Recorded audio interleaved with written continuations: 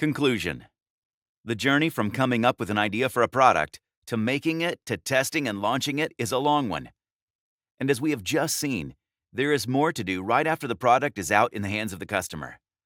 Every step of the way has a critical role to play in whether the customer returns to your brand when you are ready with the next rollout. At every step, you need to make sure that the customer experience takes precedent. It's important to get them help when they reach out, and that requires planning.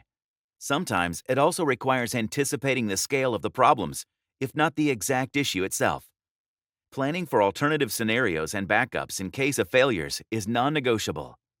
It's the only way to gain their loyalty. Now, every brand has its own approach when it comes to presenting itself to the customer. That depends on many factors. Are you reaching out to customers who have plenty of options, or are you offering a unique solution in a saturated market? Are you counting on the vision of the product, or is it going to be a marketing blitzkrieg that will win you your audience?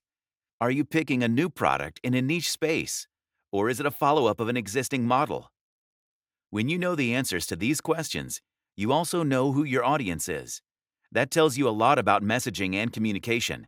We've seen how to use the many platforms at your disposal to get the word out. We've also seen how wrong things can go if you make a simple mistake like picking the wrong format message for the wrong platform. But if you don't make any of these mistakes, you will have given yourself a scalable product that is a result of a collaborative effort. Once you have the product out there, put some resources into tracking the stories that the customers are sharing with you. Make sure all this data is analyzed and turned into quantifiable information that can be used to improve the product at hand. Make sure you follow up with the partners, opinion makers, and influencers you brought on board early on. Use the existing marketing channels to talk about the impact your product has had. If there are issues, even small ones, don't try to cover them up. Make a plan to resolve them, and most importantly, share it with the customers. When you get a positive testimonial, use it as free advertising for your brand and product by retweeting, pinning, and sharing the response. Use it to boost the morale of the team. Put your best foot forward and get the word out.